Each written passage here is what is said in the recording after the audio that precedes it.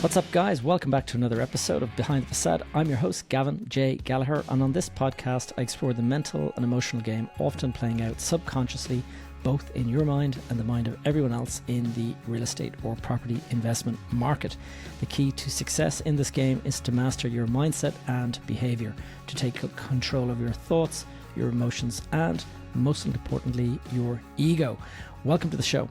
Now, guys, normally I go straight into introducing our guest, but this week I just want to quickly remind you that I have a new intake for my Accelerator kicking off in October, and it's going to begin with an intro event or a welcome event for the new members. It's going to be the first Saturday of October, and you'll get to meet the existing people in the Accelerator, but also the new people that are joining in that particular intake. And one of the reasons why I wanted to mention that just before I bring on our guest is that our guest is Randy Langenderfer, and I hope I got that pronunciation right. It's been a difficult one, but our guest this week he's a multifamily investor, and he shares his insights with me about his transition from the corporate world, where he had a job for many years and then he got into real estate investing, and the particular advantages of multifamily property in the US market,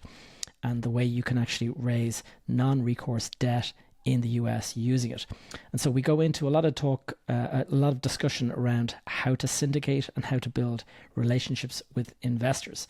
And that is closely aligned with the stuff that I teach in my own Accelerator. And so that's why I just wanted to mention that if you are interested in learning how to raise money from investors and things like that, then get in contact with me and I'll be happy to explain how my Accelerator works.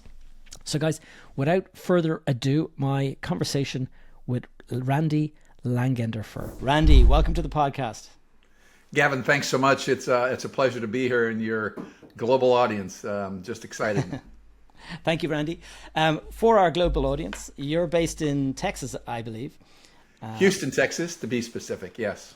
For the last 10 Texas. years. Prior to that, I was a Midwestern guy in the great state of Ohio most of my life. Great stuff. And tell us what the weather is like there today. Well, we are having an unseasonably hot spell in Houston right now.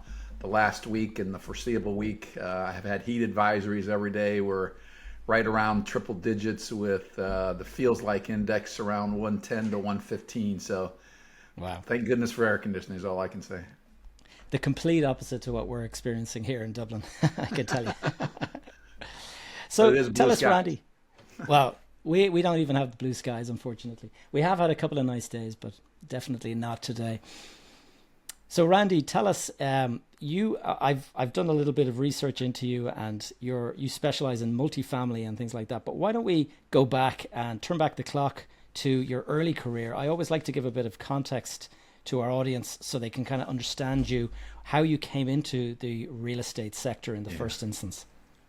So I'm pretty classic American with the mindset of get a good education, get a good job, rise as far as you can in the corporate world, and retire one day and live happily ever after. And so I did. As a young guy, I got a great education. I'm a MBA and a CPA, and started out in corporate America in a variety of different roles. But my real estate journey started in about 2009, 10, right after the Great Recession in America, when things were going to heck. And I was working for a private equity company in Ohio at the time, and I was very fearful of losing my job, not because of anything I did, but just because of the economy. And I had a pretty good price tag on my back in terms of salary and compensation.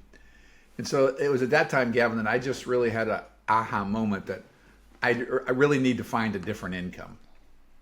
And so I started out in the single family world with a partner, and we were hard money lenders living in Ohio at the time, hard money lenders to a group out of South Florida, Dade County, that were flipping houses. We were the bank.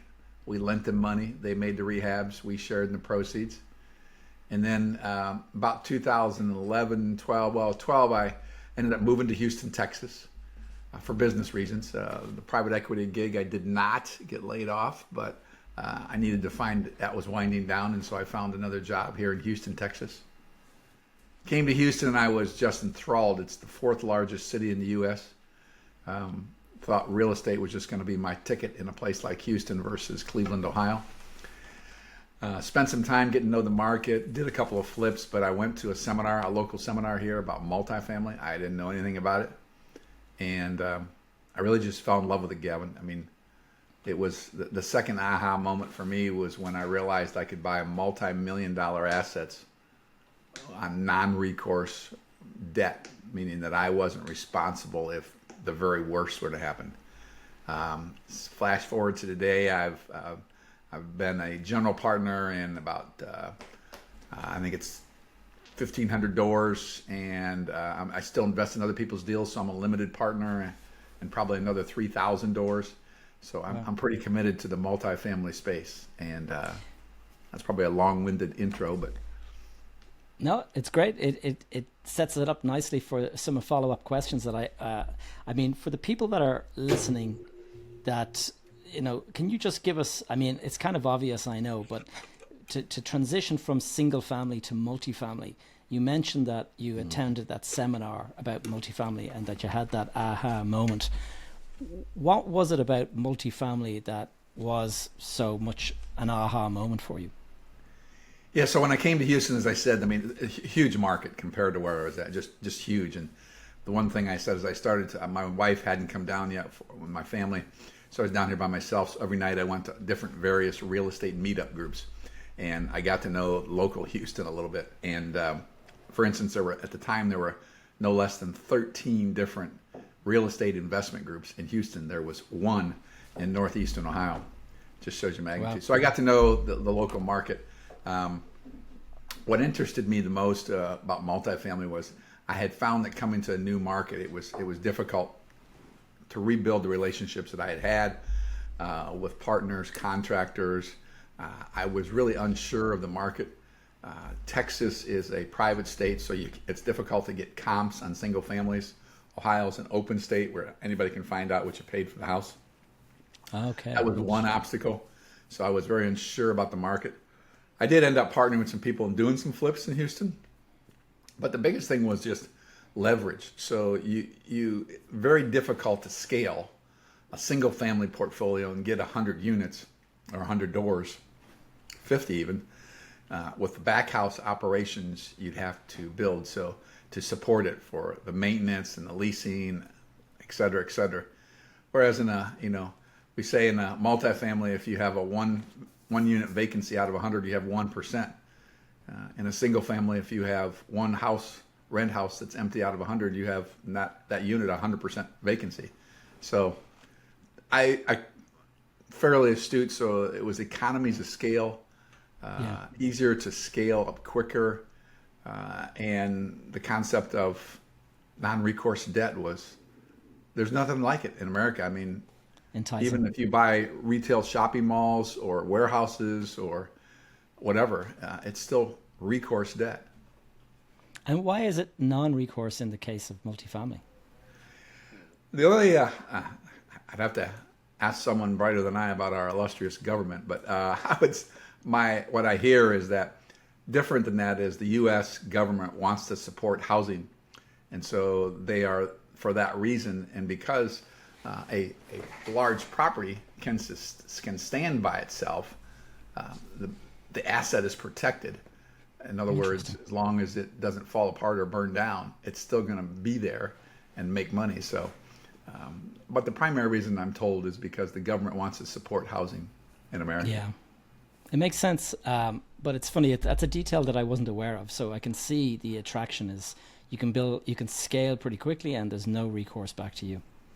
Wow. Okay. You get third-party property managers easier. I mean, I can get a property manager much easier for a 100-unit apartment, right, than 5 rent houses. Yeah. I can see at scale. Yeah, the economies of scale totally makes sense. And so you're in the business of syndication, is that right? I am. So that's 2018. I did my first syndication. A couple partners and I took down a property in Beaumont, Texas, which for your audience, it's about 100 miles east of Houston, in a very blue collar, oil area, which is refineries and petrochemicals, et cetera, and did what they always tell you not to do. I had mentors tell me it was a 1968 build with flat roofs and a chiller boiler system. And several people said, Randy, don't do it. Too many problems.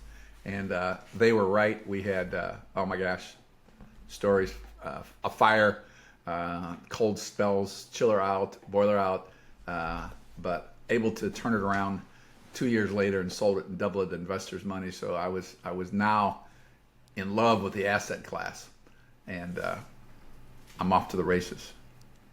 Doubling the money, yeah, that's a pretty good track record in your first deal.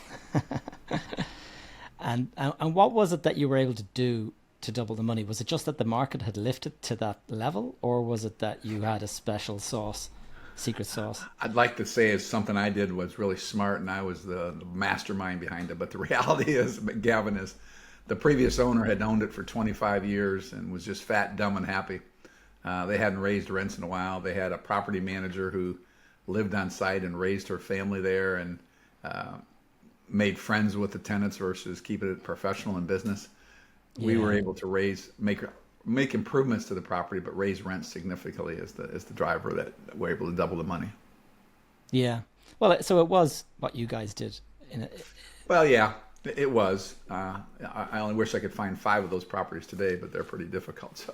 Yeah. I'd say there's a fair bit of demand for properties in that category. Yeah. And in terms of the way that you syndicate, I've done some syndication myself in the past, and the different ways is you take control of the asset yourself and then you try to backfill it with investors. Is that the way you were doing it, or did you have a big pile? We fill it with investors first, because I don't have the ability to write a 7-figure check yet for an investment. So we had to raise the money first. So we had to raise, that was a pretty small raise, about $3.5 million. And we did that to close on. So yeah, we had people in there anywhere from 50,000 to 200,000, but investors. But yeah.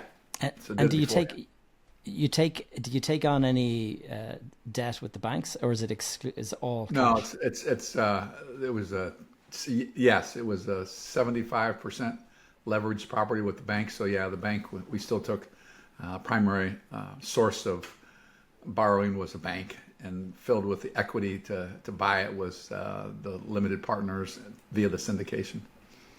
Okay. And in terms of trying to pull that deal together, how much time does it take to get everybody on board and stuff? I mean, it's like corralling cats sometimes, in my experience. Well, you know the drill.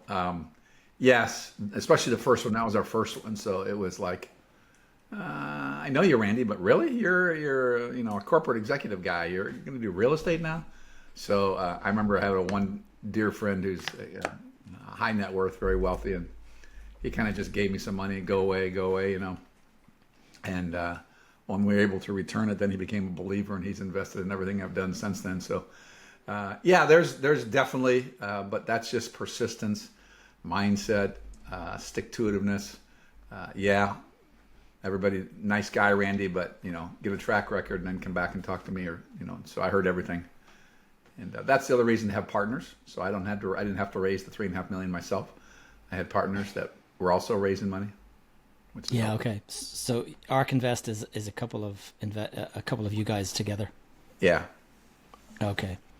So InvestARK has done today. Fast forward today, we've partnered with various people, but Greenville, South Carolina, Tucson, Arizona, Houston, and Dallas properties. And each of them are probably each of them are different partnerships that InvestARK, my company, has made with other individuals that have a niche in that area, something that I didn't have to partner with, is why I was invited, or why I selected them to take down the property. So that's actually, it's a good strategy, is to work with guys that are locally knowledgeable rather than you trying to find properties in different states.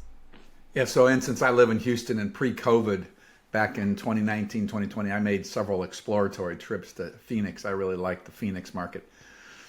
and one of my investors really likes it. And, I went there and talked to brokers and property managers and started underwriting properties. And I remember the one broker kind of said, well, really competitive market, Randy. I'm sure you're good, but you're not. He literally said this to me. You're not from this market and you don't live in this market. So you're going to have to overpay for your first couple projects. I'm like, I don't think so. Fast forward in 2022, a couple of years ago, I partnered with a guy who actually specializes in that area. He does nothing but Tucson and Phoenix. And so instant credibility with the brokers, instant credibility of market knowledge, contractors, property managers, et cetera, et cetera. And the project's off and running. We're doing very well. So, and it's all under the InvestArc brand? Yeah, so in the Tucson property, it's myself and another partner. I think there's 3 partners altogether that are in that deal. One of the partners, we each bring something different. I'm involved every week on an asset management call on the property as to how the game plan is going and how we're progressing with leasing and maintenance requests, et cetera. And the one partner has the property management affiliations there, so he hired the property management company, et cetera, et cetera. But, and in terms of the way your time would be split, how much of it is, because I know from my own experience over the years that you spend a lot of time chasing after opportunities. You can spend a lot of time chasing after meeting investors to recruit them, to get them into your deals and stuff. But then there's the actual property management aspect as well. I mean, you appoint somebody to look after it, but you still have to manage that relationship and things like that. So how would you say that, the majority of your time is spent? I think that's a great observation, Gavin. I agree with you because, property management is what makes or breaks a deal. We can have the greatest business plans on paper, but if the property management company can't execute them and do what we want to do, then we're just another schmuck. But I think it's a really good observation. You're absolutely right. Finding deals, talking with investors, try to get investors attracted, and then property management of existing deals, or I should say asset management. We're the asset managers that oversee the property managers, the on-site property managers. Yeah. So I would say I spend at least, I got 5 properties, so I'm at least 5-6 hours a week doing asset management. Probably more than that. I'm going to say 8 hours a week asset management task.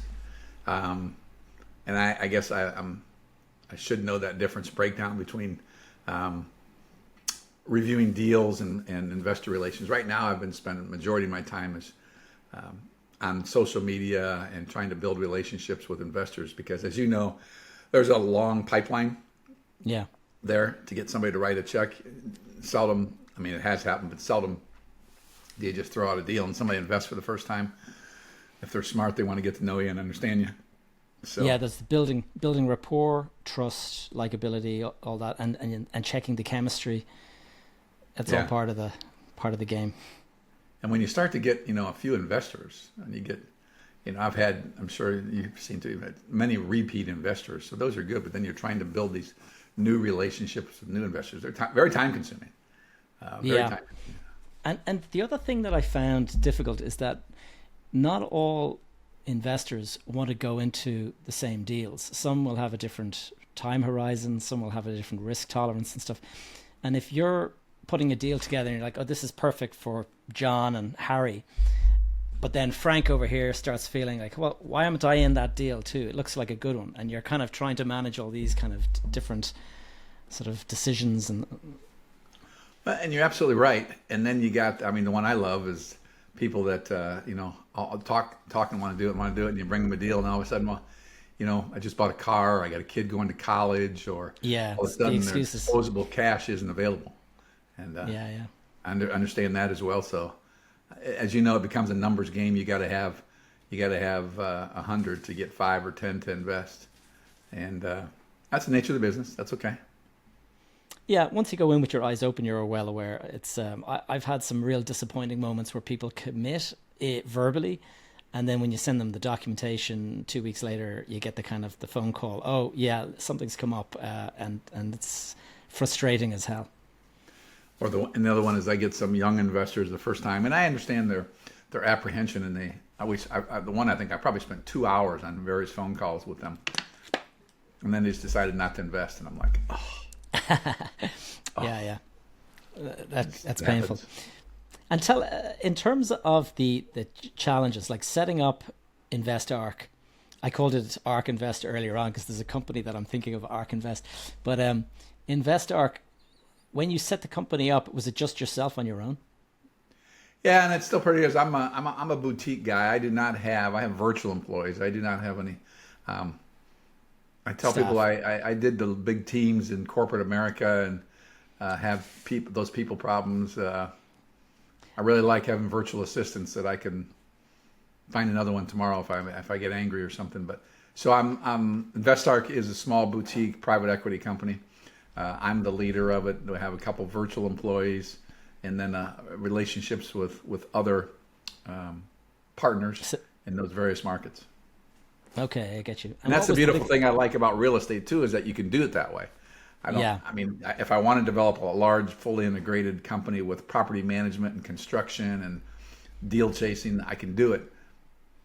I'm sitting in my home office this morning in Houston, Texas, and I don't have any desire to have a corporate office with 20 people. You've been there, done that. Yeah. Yeah. Exactly. I can relate, actually.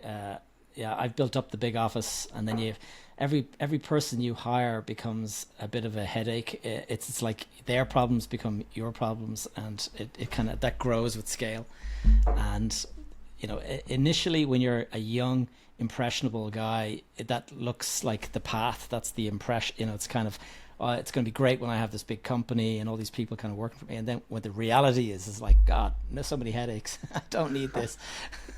I left the corporate world a year ago to do this full time. And I had very consciously planned that as I learned and grew into multifamily. But you're absolutely right, is I really don't miss the budget meetings or the performance reviews or forgive me, the senseless reports I had to fill out for other people that, they never read. It got filed someplace, blah, blah, blah. In today's economy, it's so easy to do. I mean, the tools are out there, Zoom and other tools like that, and online tools. And I think of back in my corporate world, I did risk mitigation things. And so I keep thinking there's so many beautiful tools. It's all in the cloud today. If my house burns down or my computer goes, that's cool. I just buy another one and plug in and pull up the cloud, and I'm back in business. It's simple. Yeah. There's a lot of great tools out there. And so, but I mean, in terms of the challenges that you faced starting out, what would you say was the biggest challenge? I would say really the biggest challenge I faced starting out, as I look back, is myself, my mindset. That's right. Yeah. And that is because, I said I'm well educated, I've experienced in the corporate world, but like, who are you, guy? You're a corporate guy, a finance guy, a compliance guy, and but after I did a couple of my own proper as a limited partner, and I began to see the returns, I was just flabbergasted. And now nobody knows me as an executive guy. You look at my LinkedIn profile and my other stuff, all you see is real estate, and you can anybody can make that transition over a short period or a long period, and. But it was mindset, understanding that this is achievable. There's so many people out there that tells you can't do it, but just be persistent, believe in yourself, get some great mentoring. I'm thankful that I've actually started a coaching business, mentoring business with another partner for that very reason, because I believe so much that people invest in their college or trade school or whatever education, but they're reluctant to invest in mentor, and real estate education. And I think that's a real mistake. And there's ways you can do it economically as well. I agree. And it's funny, a friend of mine quoted something the other day, and he was saying that nowadays a mentorship is better value than a college education. I said I'm secondary education, college, postgraduate, graduate school. I couldn't agree with you more. that was the paradigm I grew up with: is go to college, get the degrees, go and join a big company, right? But man, especially today, with dual incomes and things like that, and I encourage each of my children that path. They haven't listened yet, but I said you're going to get fed up with the corporate world when you get about 40 and realize the challenges with that. And so start building and people, I encourage everybody. I got a 53-year-old friend who makes a really good buck and as a tech guy here in Houston, and he's got a family, and I just keep encouraging him to find a side hustle. Whatever that may be for everybody, that you can, because there is no, well, no, in America anyhow, I can't speak to your global economy, but there is no loyalty by employers to employees in America.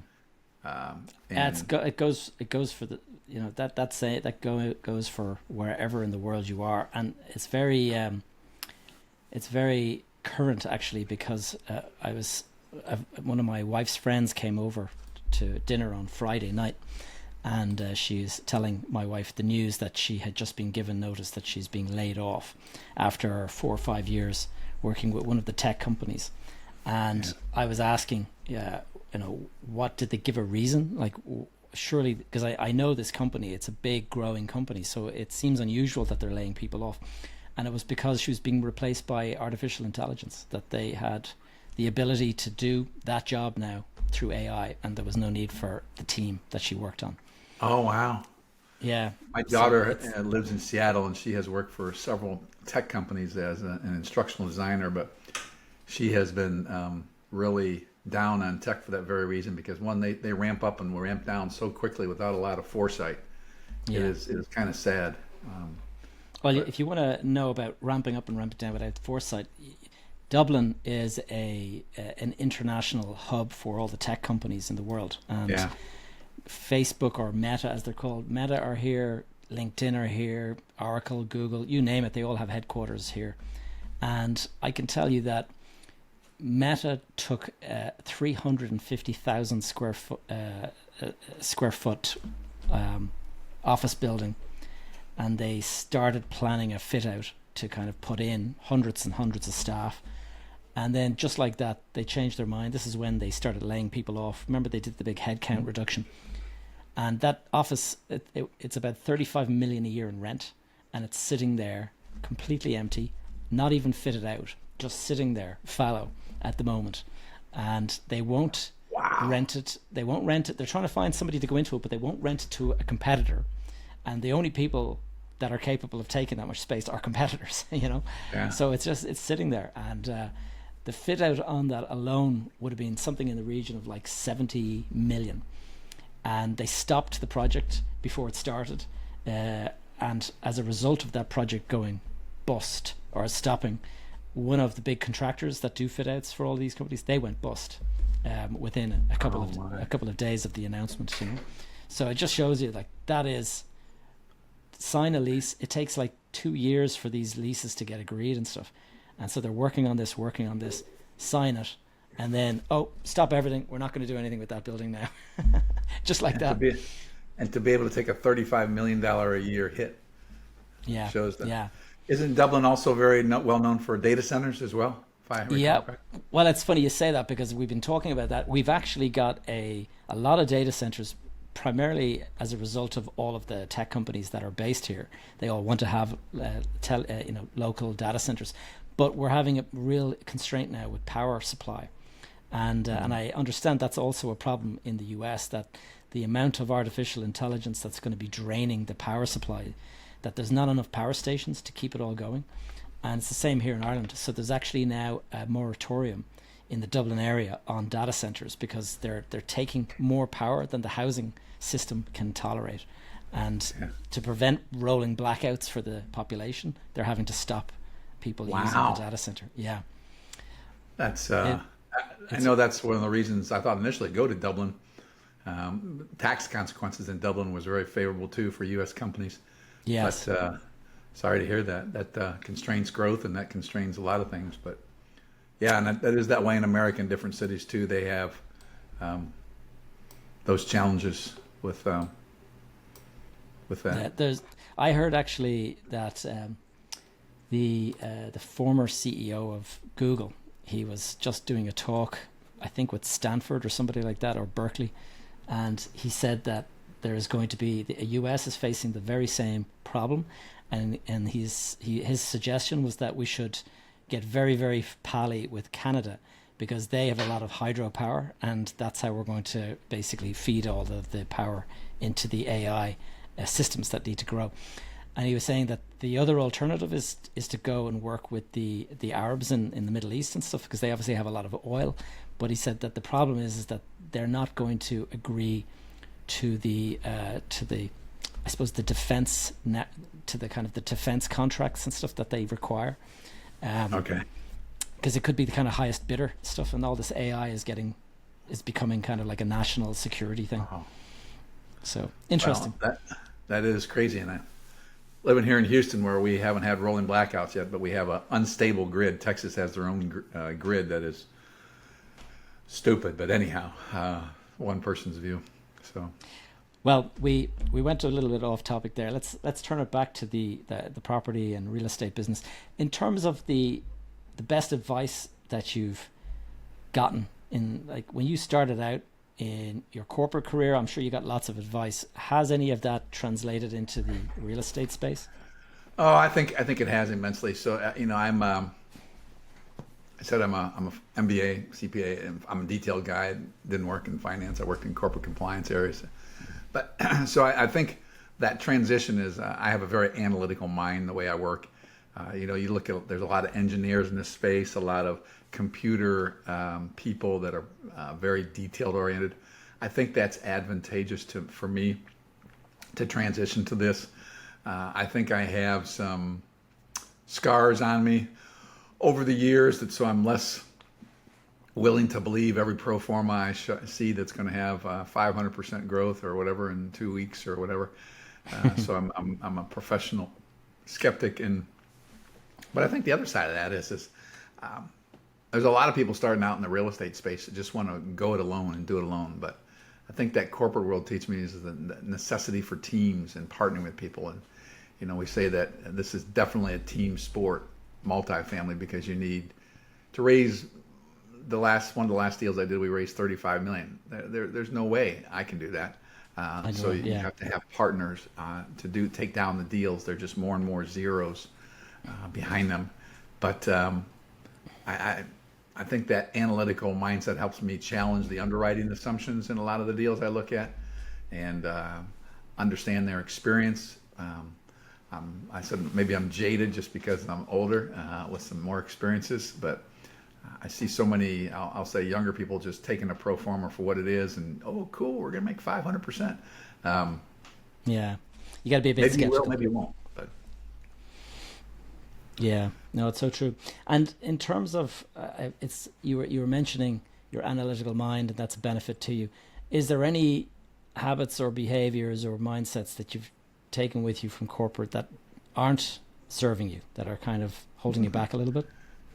That is also a plus and a minus, because I said, in my corporate world, I was a vice president of corporate compliance and cybersecurity and internal audit and stuff. So a large academic medical institution. So it's that detailed mindset is a plus, but I probably skip over a lot of good deals.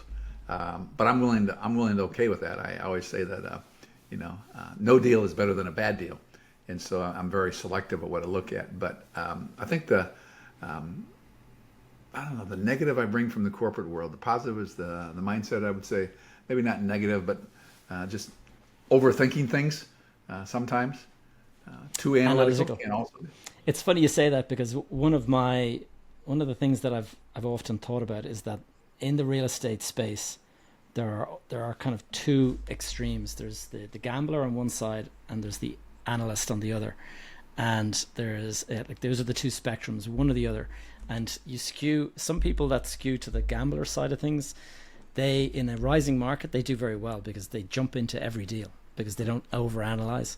And the people on the other side of the scale will often overanalyze, and they'll debate whether they do a deal and stuff. And so every deal they get will be you're like almost guaranteed to succeed because they've checked it so much, but you will miss out on a couple of deals. But when the market turns and it starts to turn negative, that's when the gambler suddenly gets into trouble, and the analysts can be sitting there with far fewer deals, but none of them are going sour. I've heard it, ready, aim, fire. I don't know if you ever heard that illustration. Yes. So, there are those who ready, aim, and fire. My negative is I ready, aim, and then fire. And well, the gambler, it's better than is ready, fire, aim. Yeah. Yeah, or fire, aim, ready. My gambler friend, my first partner, was a marketing guy, and he was a fire, aim, ready in reverse order. He just, or in your illustration, the gambler, just do the deal. And but I think where I've found good partners is when you find partners that complement you. So I don't want to be in a deal with another analytical person. Yeah, that's a very important. I want to be in a deal that probably a marketing guy is there, as well as an operations expert, versus put 2 or 3 analytical guys together and you'll never do a deal. So that's a very know good your point. partners and know their strengths. One of the things that I do with my own coaching clients is I go through different personality tests to gauge those strengths and those weaknesses. And there's one particular one called the Colby A index that I've tested myself on. And there's follow up, and there's quick start, and there's various different sort of readings and stuff. But the people that are good natural entrepreneurs are good at quick start. They can jump into a deal very, very quickly, but they usually register quite low on the follow-up side of things, where you're meant to do your due diligence and you're meant to carry through, and that's where you want to partner with somebody with those complementary opposite skills. Somebody that's once you everybody likes to chase the deals, but once to get the deals, you got to operate it and communicate with your investors, so they come back, and that's time consuming as well as the talent as well. But that's a great illustration, Gavin. And tell me this, Randy, in terms of the future for multifamily, do you see your business just continuing on looking at the same type of deal, obviously just growing in scale, or do you think about other asset classes to kind of look at? So I have not syndicated other asset classes, but I invest my own money in other asset classes. The short vein is I see multifamily in my future for the near term and distant term. I've invested private money in other asset classes, storage, self-storage, and mobile home parks, and even some wild things like ATMs and things like that here in America. So I think the long-term horizon is still multifamily for me, but I mentioned I have started a coaching business. We're trying to help syndicators who want to be syndicators, as well as people who want to be a passive investor. How do you look at it as a deal? And is it a good deal or a bad deal for you? And then thirdly, for the future, I've recently working with another partner about being a developer. So we want to develop some small multifamily properties, and we're just really in the early stages of that. But I think it'll keep me busy for the next several years. Well, I don't know about the different regulations, but I'm part of a business that does both commercial and residential, and we're building. When I say multifamily, we're building an apartment building at the moment, 105 doors, and it's a big lump of a block, and there's a huge amount of work that goes into it, and there's also a lot of risk that goes with that, because one of the benefits. So we also build houses. I suppose you would call them a subdivision, but in Ireland we call them estates, and we would build an estate of housing. And we've built the one that I'm in at the moment. We built this estate, and we have 54 units in it. And the 54 units, you can phase those, and you can build 10 of them, sell them off, build the next 10, and that's a nice way to keep your debt at a kind of smaller level. But with the apartment building, it's the 100% financed before you can sell it, and that part of it means that the debt just grows. And I would say our debt is probably 5 times greater than any other deal that we've ever done, and so every week the interest is just clocking up. It's quite scary, actually. I was going to say, how are you sleeping? Yeah, with a little bit less comfort lately. It's just that the closer you get to the finish, like every week it can be a huge sum of money in bank interest. And because of that, little delays like the guy that's installing the lifts in the building, the elevators, they're delayed by a couple of weeks, and that could mean $200,000. Yeah, that could be a $200,000 cost to us. And so every little thing has this knock-on impact. So you really got to be careful. And before you can before you can hand the building over, there's a whole checklist that has to be gone down through. And I think there's something like 305 items that have to be correct in order for the building to transfer. And that is a lot of points of failure, potentially. If you think about it, to go down through that list, one thing not correct, and that's it. It's delayed for another week while you're waiting for that to be corrected. I hope you got a big contingency budget in that. We do, yeah, although we are starting to get close to using it all up at this stage. Oh, I bet. Yeah. But big risk, big returns too. So there is definitely big returns, and it's like bringing in investors to share some of that risk is the strategy that we adopt, and it does work. Changing the direction a little bit, Randy, where do you see the economy going? It's wow. A difficult one. I wish I had that clear of a crystal ball, Gavin. But I mean, I think this is just Randy's crystal ball, and mine is no better than anybody else. So if you disagree with me, but I think in America anyhow, I'm concerned about the big risk for me are the global things that, like we used to have pandemics that nobody foresaw, but global wars in Ukraine and Israel, and the confrontations with China and the China Sea, because you can't forecast those, but they have huge implications to every market. And I think you're foolish if you say it doesn't affect real estate. It does. It's just a matter of how. Those are the big risks you can't affect. I think the economy in America is really resilient. I'm thankful for it. I think my personal thing is I think we avoid a big recession. There may be a minor one. We have political influences here in America. As you know, we're in election season, so that's and we're a very divisive country these days, internally, between just everybody. Divided. Republican, Democrats, rich, poor, religious, non-religious. It's kind of crazy, and it's kind of saddening. But I think the American economy has proved it to be extremely resilient, and if we can get some of those big tech companies to bring their money back abroad from Ireland. Hopefully not. Boy, when you see some of those numbers of what those big tech companies have abroad, sitting in Ireland and other foreign locations, it's amazing. Anyhow, it is. We won't go there. Yeah, no, it is. It certainly it keeps our economy going very much. Yeah, it was a good strategy that, like, back in the 1990s, this was an intentional strategy that they adopted, all the way from education through to taxation, and it seems to be doing very well. But I know there's a lot of pressure coming from our European Union partners, and they don't like it, and they keep on trying to pressurize us to kind of equalize our taxes with theirs. But we are a small island off the coast, right. So it's not the same. We can't just drive. Everything that we export has to be put onto a truck that has to go on a boat, has to travel across either the UK, and because of Brexit now, we don't go across the UK. We now have to go and take the boat to France, and so it's if we want to sell into the EU, so there's a lot of difficulties for our economy if we didn't have that advantageous kind of taxation just to kind of pull people in. But of course the others don't like it. Anyway, what can you do? Yeah, some win, some lose.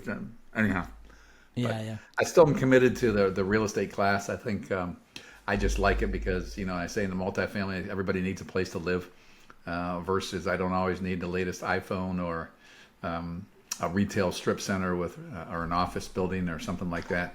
I think the changing demographics in America with those trends are not going to reverse anytime soon, and we have depending on who you listen to, we have anywhere between 3 million and 8 million shortage of units across America, and so the macroeconomics I think are there for the foreseeable future, and Yeah, I got a lot of my money in it, so I'm really hoping it does good. So I think you're right. It's funny you say that because there was a report recently out here in Ireland, and we have a massive housing shortage as well, and they compared our housing shortage with the US and the UK and Australia, and they said that whilst all of these countries have a shortage of housing, Ireland is about 10x worse off than in terms oh wow. of we are so out of alignment with where we need to be.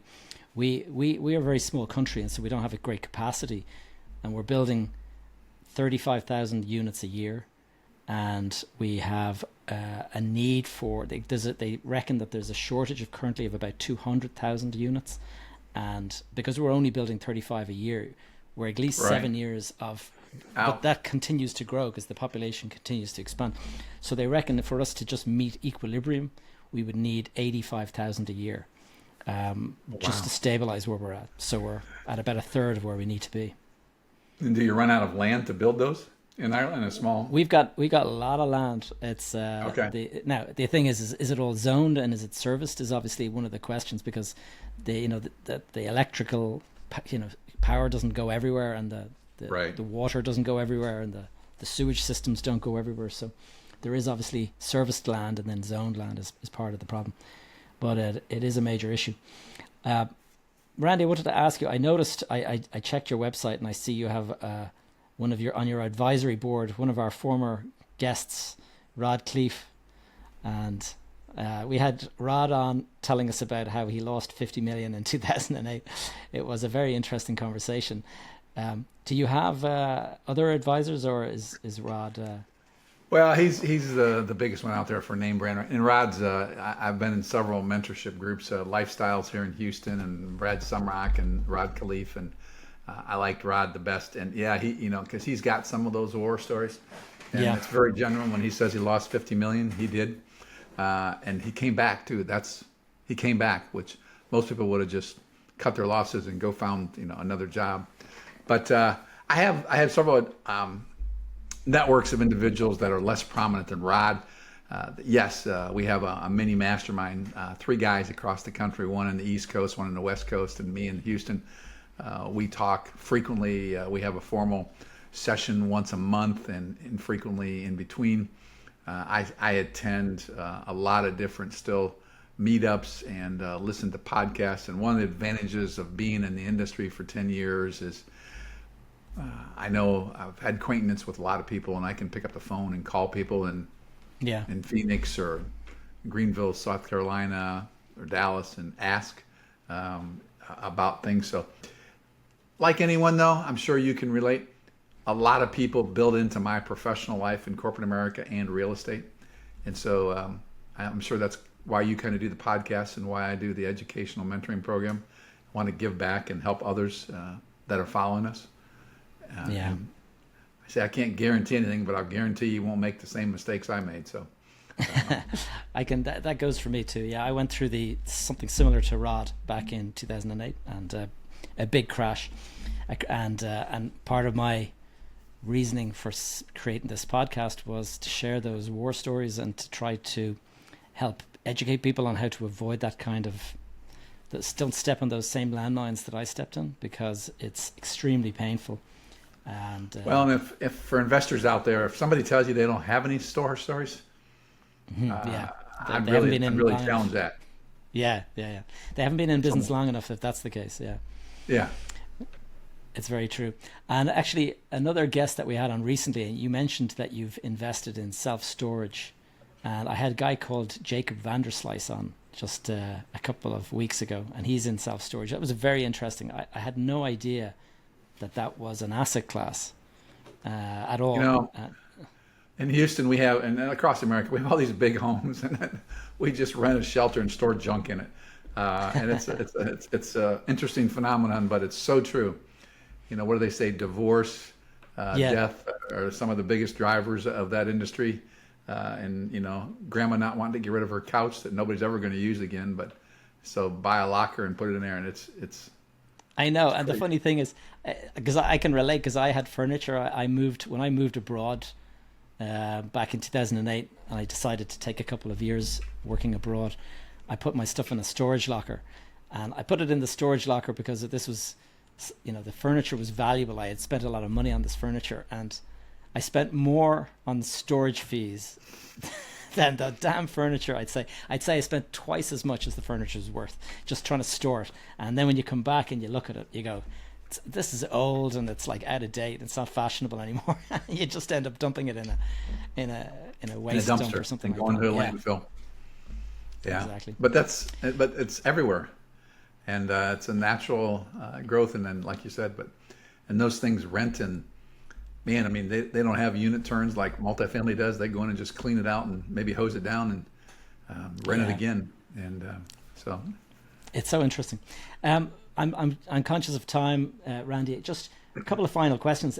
If you were starting, if you were able to go back and speak to young Randy who's just turned 18, you mentioned you're advising your kids that they should go and start this kind of stuff, start something like a side hustle. But what advice would you give to your 18-year-old self if you had an opportunity to whisper?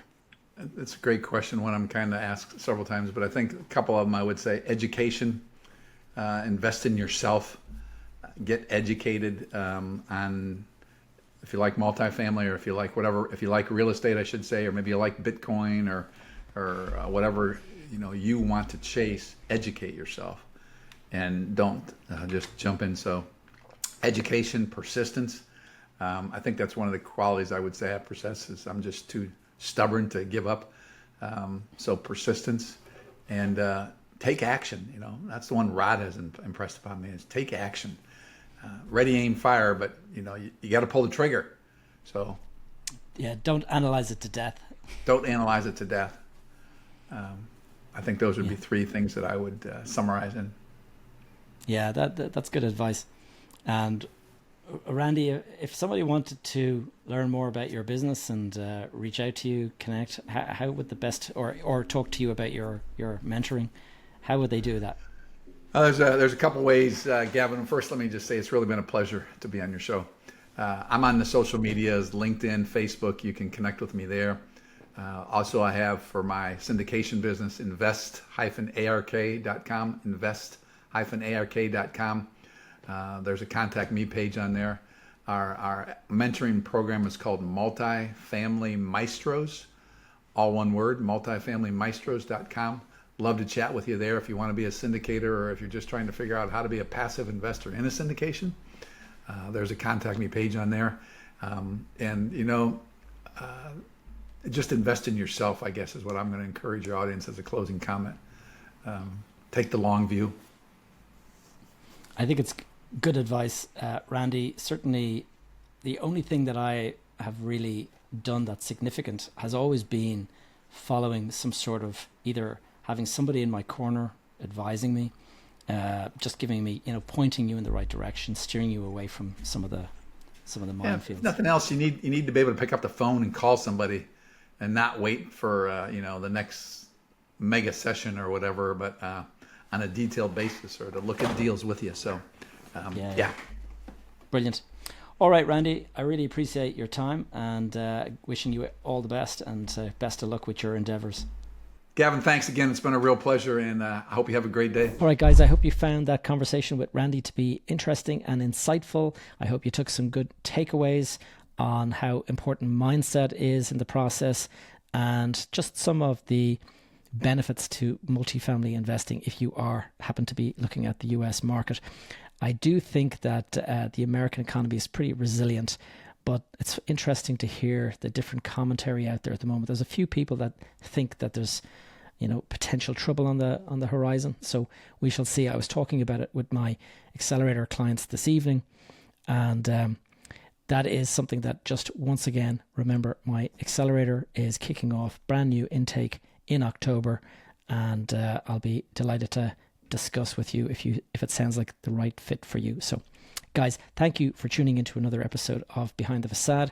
If you found this show useful in any way, I would ask you to please take a moment to leave a review over on iTunes or Spotify, as this really helps the podcast reach more people. If you have any questions or topics you'd like me to cover in future episodes, please connect with me via my new school community, and I've got links down below in the show notes. And finally, you can stay up to date with all of my content and projects that I'm working on by signing up for my weekly newsletter, and I have put a link down in the show notes as well. So guys, that's all for now. I'll see you back here next week, and take care.